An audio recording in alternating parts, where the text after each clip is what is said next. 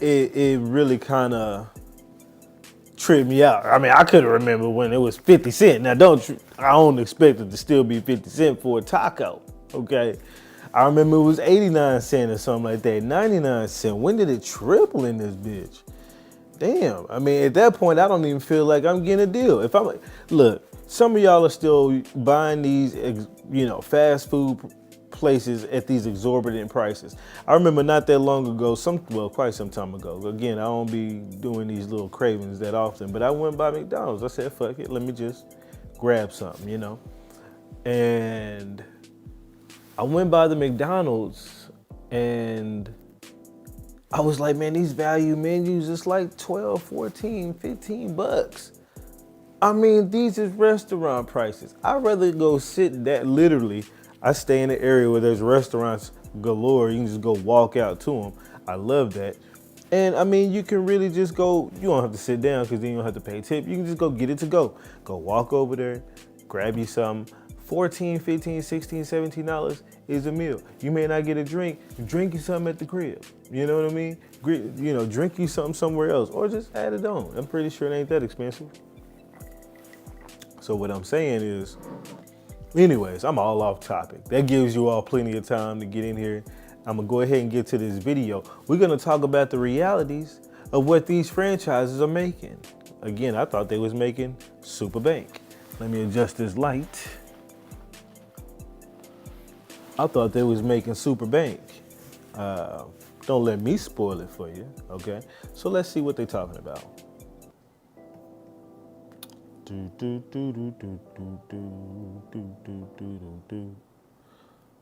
All right.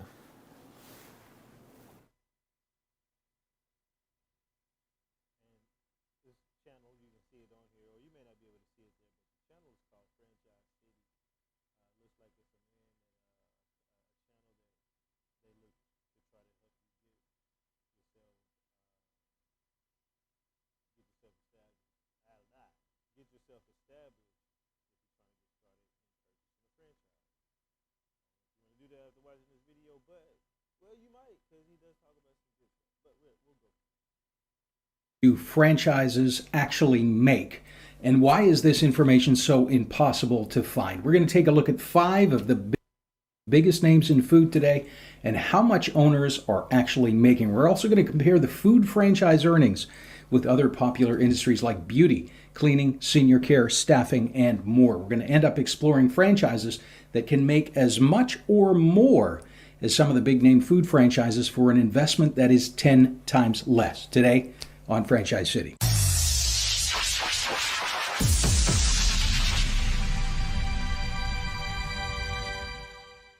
Everybody thinks they want to own a food franchise. And when I ask people why, nobody really has a good answer. They think that food franchises are the biggest moneymakers. But according to a Franchise Business Review report, 51.5% of food franchises earn profits of less. First of all, look at that number. 51.5% of food franchises earn $50K or less. Now, I be talking about these dudes out here trying to keep my words down. I like to be pretty vulgar at times, but it is what it is. I go off about dudes that want to live at 50K, 40K, 50K, and I'm still going to go off about that on you because even though we see this number and it's really astonishing, like really half of the food franchises out there are making $50,000 a year. Now, yeah, that's granted, that's after they pay all their staff, all their, cost and even their own salaries. But if you're paying yourself a salary as an owner, that means that you're actually doing some of the work. So, which is fine if that's what you want to do. But if you're trying to be like a particular owner that, is sitting back chilling and everybody's doing the work for you, then now you eating off of that 50K or less because you're going to have to hire somebody to do what you were doing. You might be able to shave off some of their pay and give it to yourself, but you might be degrading your manager. So or get a degraded manager. So that's a crazy thing. But I would likely say that if they're making 50K per store, maybe their aim is to open multiple stores and they can be the largest McDonald's franchise owner in the state, and so maybe they have 20 of them and they're making 50K off of 20. Now you're making pretty big bucks. But I don't even understand or even want to know what it might be like managing 20 stores. I mean, then that's when you have upper management and all this other stuff, regional managers, and now you eat away at that 50K per store. So let's keep going. Then $50,000 a year. Only about 7% of food franchises have profits over 250. Only 7% are making 250K or more. It sounds like it almost sounds like the statistics of high value men and women in the United States. How many people are making over 100K? Very little. How many people are making 250K or more? 0.1% or some shit. You know what I mean? Something crazy. So, that's crazy. And we're talking about your McDonald's and your Taco Bells and your Pizza Huts and your people who you would think would be ranking in the bread. Wow. These are just food franchises, though. Not franchises in general. Keep that in mind. $50,000. The average profit for all restaurants in the report was $82,033. Average profit $82,000. That's crazy, man. That's some people pass that working at a goddamn call center. Some. So you can see only a very small amount of food franchises earn good money, and many owners who are out there are struggling or just bought themselves a job. Keep in mind also, if you're looking at a very established big name food franchise, he said many owners out there are struggling or just bought themselves a job. Golly, dude. Imagine you've been working all these years, right? You done saved up a cool amount in your 401k down at the plant, and then you turn around and you throw all your money on a lifetime savings on a McDonald's franchise on the corner. You knew that was the perfect spot. And here you are making $82,000 a year, probably about what you was making, if not less or more, slightly. And you're working every day in that damn thing. Now you're putting on the golden arches every morning, getting up, paying them that real estate money. Ooh, that's gotta hurt. You're going to get the leftovers in terms of territory. In most cases, the owners that are making the most money are the ones that got their locations a long time ago. They received the best territory. Now, this is an argument that we often hear. Somebody knows somebody who knows someone who owns 10 Dunkin' Donuts location and they made a lot of money. Well, yes, but they bought them 20 years ago. There's 20 years worth of competition that has built up since that time. What did I tell you? Not only did they buy multiple franchises, but they also have bought up the main locations. And so now they're making the most. So we're going to be looking both at gross and net revenues today for our aspiring entrepreneurs. Annual gross revenue, that's the total amount of money that comes into your store for all goods sold. Net income is how much money is left after you pay your rent, your payroll, your royalties, insurance, and let's see the real bread. Everything else. Net, that's really the important number, because who cares if you're earning 10 million if your expenses are 11 million. Now there are Other important numbers like discretionary income and EBITDA, which is earnings before interest, taxes, depreciation, and amortization.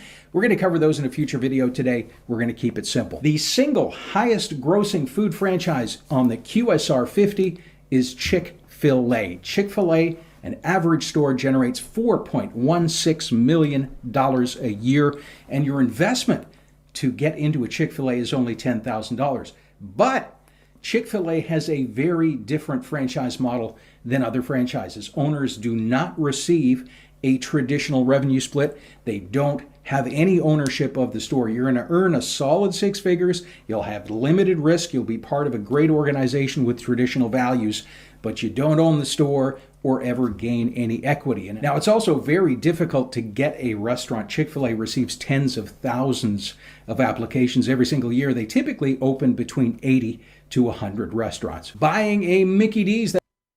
That's crazy. Think about that, man. Now Chick-fil-A is making some money, but out of that 4 million, they say you guaranteed to make a good solid six figures. It's probably a good solid 100K, but maybe two, maybe three.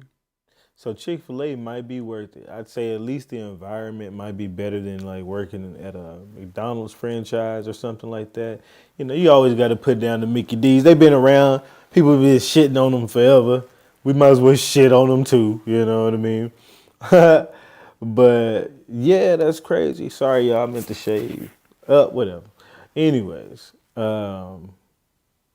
So it's just crazy the amount of money that you make out of that. And you don't get ownership.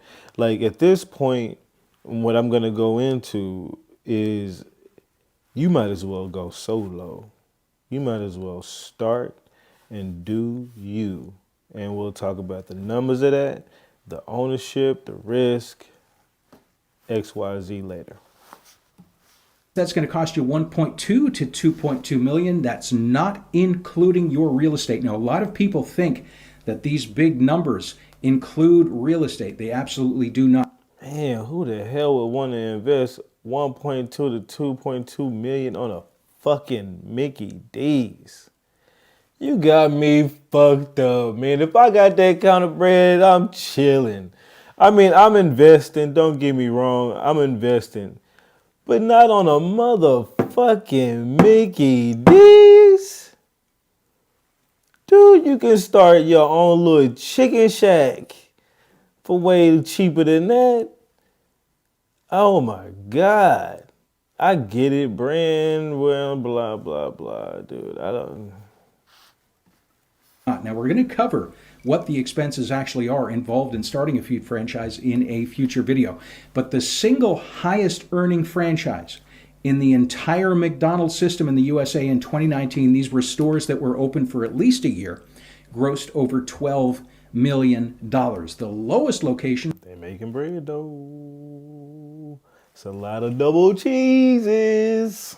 Open at least a year, generated only $557,000 gross. It's not too bad for the lowest store. Now, the average system-wide. I still wouldn't want to fuck with that much money to pay for McDonald's. I'm good.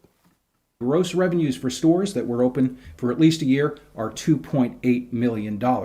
But the question that most people want to know, how much does the owner actually keep of that? Now, keep in mind your expenses, your employees, your rent, your insurance, your royalty, your food costs, all of this adds up. Now, in these cases, your location also has a huge impact on profits because rents in certain cities are very, very high, as are staffing costs in some states. So if you're in a high traffic area with low rent and low payroll, that's the perfect scenario, but it can be hard to find good territory still remaining. Now, keep in mind, McDonald's franchises can and do lose money. Some can net $500,000 or more. But the general consensus is that a reasonable average net expectation for a McDonald's restaurant is about $150,000 a year. Opening up a Burger King restaurant. Go ahead and spend about 1.2 to 2. Look, and then I'm going to get about 150 a year. Look, and I'm going to be working wearing arches and shit. Look, I'd rather invest into start my own goddamn cookie company or something, dude. Are you serious? That's why. And there's one everywhere too. McDonald's, I mean. That's going to set you back between 1.8 and 3.2 million. Mean average Burger sales King about of the same. traditional locations for franchisee-owned stores that were open at least a year again was $1.4 million. Now note, the average gross revenue for a Burger King is about half of what a McDonald's location is. Their highest grossing store across the entire system in the USA was 4.3 million, which is about a third of the McDonald's highest grossing store. Again, your rent costs, your local expenses, and all. Boy, y'all eating a lot of Mickey D's and Burger King out there, man. Stop it. Y'all keeping these niggas alive. These other factors are going to greatly impact your net, what you're taking home. However, a 6% net revenue figure seems to be the reasonable average. That puts a Burger King franchise profit, single store average, at about $85,000 a year. Now, Boy, it be cutting down a lot, don't it, boy? Yeah, they make about, I gross about a good 4.5, 2.9 million. Nigga, why is you driving a Camry? You know what I'm saying? When you find out them niggas is leaving home with 85K. Crazy. again, some locations lose money, some are earning far in excess of that number. Dunkin' Donuts. So their financials and their FDD break down earnings throughout the entire country by region. So at the high end, if you have a drive-through freestanding building in the Northeast, you're going to average about almost $1.4 million. And at the low end, a freestanding restaurant with no drive-through in the West, you're only going to be taking home $974. It's crazy for some goddamn donuts. As an average. Your cost to open a Dunkin' Donuts is about $465 to $1.5 million, again, not including your real estate. Dunkin' brand's average net revenues are estimated between about 8 to 12%. Again, that can fluctuate. We're going to say 10% average. So if your store is doing about $1 million, you could expect a profit of about $100,000 a year from your Dunkin' Donuts. The last food franchise that we're going to look at on the list today is Subway, and the average cost to open a traditional location is about $233,000. Now, unlike the other franchises we spoke of today, Subway does not indicate earnings in their disclosure documentation, but we can get that data from the QSR 50, and we can see that an average Subway location grosses just over $400,000. Now that's 10 times less than an average Chick-fil-A. Subway is actually the second lowest on the chart, with only Baskin-Robbins lower at $360,000 a year. Now, sluggish revenues are very likely a big reason they closed another 866 stores last year. Now, even at a high 10% margin estimate, an average Subway single store is going to net you about $41,000 a year. Again, don't nobody want them whack ass sandwiches.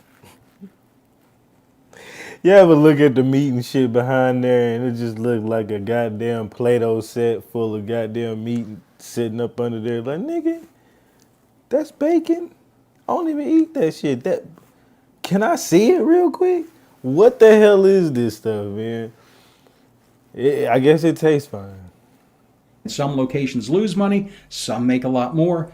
That's just an average. So you can see that most people's perception of food franchises being these huge moneymakers is not quite valid. There are some food franchises out there that have 20% margins or higher, but you need to know where to look. Multi-unit owners, they can do very well. They've built up an empire, but a single location, unless you have a great spot, is not a lot of money. But let's take a look at some other industries just to compare, and I'm going to show you a couple of industries that can make as much or more as the top food franchises with 1/10 of the cost. So first off, hair salons, barber shops, and beauty franchises. And I'm going to use data from one of the biggest brands.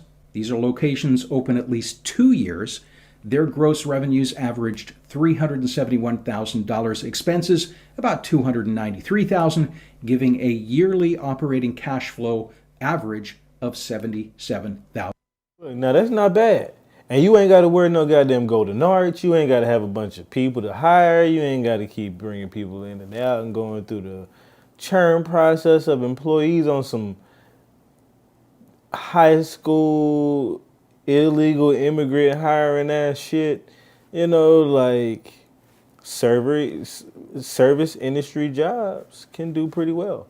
And that's operating cash flow. That's after you done paid yourself. You should have about 77 and some stuff like that, depending on all your expenses. And your expenses shouldn't be a lot, you know. $1,000. Now, note that this is referenced in their FDD as cash flow, not net income. Now, there are several emerging beauty and niche concepts that do have higher numbers, up to about 90,000 as an average net. Keep in mind that most owners who purchase these salons, they're looking for a semi-absentee or passive ownership situation. So these people are usually keeping their jobs while they start their first salon. They ramp up from there. Now, the average number of salons in this system that's owned by franchisees that we referenced above, after 5 years, the average number of salons owned is 6.5 units. So most owners, they start with one and they ramp up to several. That's where the money is. Now, you don't make a lot with a single location, so multi-units is the way to go. Now, the problem that we're running into... That's serious. Like, we all think we can just get one and we good. Like, if you get one, you're good, but you're going to be working. And that's fine. If you're doing what you want to do for the rest of your life, you love to cut hair, so you don't mind doing it the rest of your days, save up your money till the end and then retire. That's fine too. You know what I mean? Because that one way to get out of the game, the thing is to get out of the corporate game, to get out of the employment game. That's the slave ship. That's the modern day slavery. Okay. And so if you want to get out of that, even if you're working for yourself, at least it's for you. You can take your days off when you want to. You can come in late. You have to have more responsibility because now these are your clients and your customers. But once you've built up your customers and your clientele and you got a good amount of advertisement and referrals and word of mouth out there for you, you're going to be good, But you don't want to stop there. That's just like I talk about dudes that only make like, 50K a year or some random ass job and they want to stop. They don't want to progress. They like, I'm good. I can go overseas, get a bitch, be remote. We're going to talk about that later. With these very established brands is territory availability. So part of what we do here is help buyers determine what brands are available and have open contiguous territory and make the most sense demographically for their region. Now, there's some very cool emerging franchises that offer unique experience along with the haircut, like serving beer, even scotch to customers, and several brands that actually have a... All right, so we're going to go to another video here, but that already opens up some discussion about the realities on starting a business. Now, that's starting that type of business. When you're within a franchise, you're within their rules, you're giving up fees to them, you're working within the guidelines of their pricing, so you can't really do too much. You can't change the menu up too much to try to attract more customers. You don't even need to attract more customers because they already got them coming. So it's like if you really wanted to make more money, you just try to up the price. But I'm pretty sure that goes against their guidelines. So you kind of stuck. You know what I mean? And you got to figure out a way to get out. And for those of us who are progressive men, who are willing to be leaders and who are looking for a way to move forward in this world, that are willing to take risk in this lifetime in order to progress forward so you can do it for others that will precede you. That's what I'm here for, man. Like, so we can figure this out. There's lots of different businesses and lots of different ways and lots of different ideas to make money. So in today's time, we don't just have access to what people who are franchise owners or business owners who even started a McDonald's or a Burger King had access to back in the day. We have access to a global network structure that is available to us if we put in the time to figure out how to get the things or even figure out what we want. Even if you can't figure out what you want, if you know the things to look at, you can find ways and ideas to come up with to start you something here in the United States. I believe the future is going to be a future of creators and innovators and business owners, as well as some workers, but it's going to be such a global network structure that most people, especially here in the United States, mostly here in the United States, the reason why I say that is because some countries have already set up the type of economies that they want to have. You know, China wants to be the manufacturing, hub of the world. Let them be that. You know what I mean? India wants to be almost the textile or the clothing and company, clothing manufacturing of the world, I believe, and so forth and so on. You know what I mean? So, United States has always been the most consumer. You know, we're the ones that buy the most out of everybody in the world, and we have the most money, so it makes sense. You know, so we could continuously work towards just working for people, but as you can see, all the jobs have dispersed. Not all. A lot of jobs have dispersed, and we do have this big push. There's always going to be things to have and be done here in the United States. Don't get me wrong. And certain policies by the government are going to keep some things here, and some things we just have to do here. But that means there's always going to be ways to make money here. There's always going to be people here to support with either service-based, food-based businesses, of some other sort, coming up with inventions, products, whatever the case may be, entertainment. You know, there's many different ways to make a dollar off the people here and the people around the United States. You know what I mean, the people around the world, to be honest. So we're gonna have to think outside the box. Owning a franchise is not really the lick no more. It really ain't. It ain't. Those numbers to me ain't sounding like the lick. Like I'm gonna need 10 of those to even feel like I'm doing what I want to be doing, you know. So I believe in today's time, starting your own will allow you to control the prices. You need some more money, up the price. Or, yeah, up the price, but add value if you're going to up that price, you know. Anything to try to make, justify it.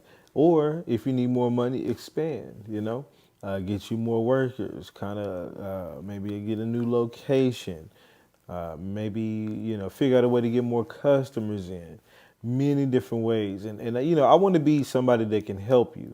I want to be somebody that can give you ideas and give my learned experience over the years to you to be able to help you all figure out what you want to do in life and maybe start your own business, be on your own path to leadership. Because if that's what we need in the world, especially in the black world, we need more male leaders out here who are willing to take a fucking chance.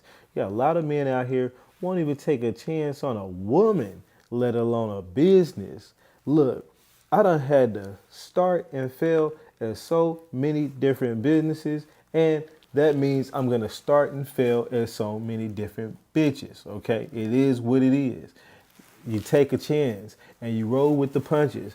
Life's not going to be over. You do it again. And unless you feel like you're just going to be, go without sex and just be celibate all your life, then you're going to end up continuously getting back on the wheel and talking to women. Just like unless you feel like you're just going to be lazy and be homeless all your life, then you're going to have to get back up and get back to work. But one thing you can do instead of getting back to work, you can get back to working on yourself in order to put yourself in a better leadership position, better financial position, okay? So now we talked about just barely making 100K. Let's just say you're trying to make 100K a year. You got all these people out here that talk about how they want to make 100K a year, or they want somebody making 100K or more.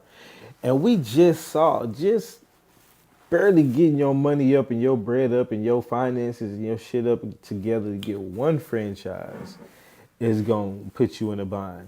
And like that guy said, he said many franchise owners are in a bind. Let me just double check my. They want somebody making 100K. Yeah, many franchise owners are in a bind, right? Wouldn't you hate to be one of those? You play the game right. But I think, to me, honestly, I wouldn't have accepted that. I'd have looked at those numbers a long time ago. Somebody said, yeah, yeah, no, yeah, Mr. Battle, Mr. Bay, Mr. Chef. If you look at the numbers, you're gonna be gross around 4 million a store. Oh, okay, bet. So yeah, your first store, you'll make about $4 million. What? For real? I'm about to make 4 mil. Yeah, yeah, yeah. Now, of course, there's expenses and stuff, and then you get to the end, and you tell me. So when you can say you be honestly living great at 150K a year. Look, man, I'm looking for financial freedom in this bitch. And I know I look at the profits and stuff of some of these companies, they making millions and billions. And you got people, CEOs and other people making multi-millions. I'll be goddamned if I'm assigned something that's going to be putting me in a position where I'm making that kind of money. I might as well go out and take this $1.2 million and start my own shit. Give me a regular looking building. It don't matter because I ain't gotta follow your goddamn rules and go through your people for nothing. So I just give me a regular building. I hire some people to construct that whole out. And then next thing you know, I go ahead and give me some branding, some logos, give me a menu, give me equipment and all this other stuff. Put my information out there and start selling. I'd much rather take a chance than to sit here and make 150K a year in a fucking McDonald's. 10 years later, you just barely cracked $1 million. 9 years, whatever. So, on a little bit next to reality, the next thing is these TikToks that I found. You know what? I don't remember it being on a little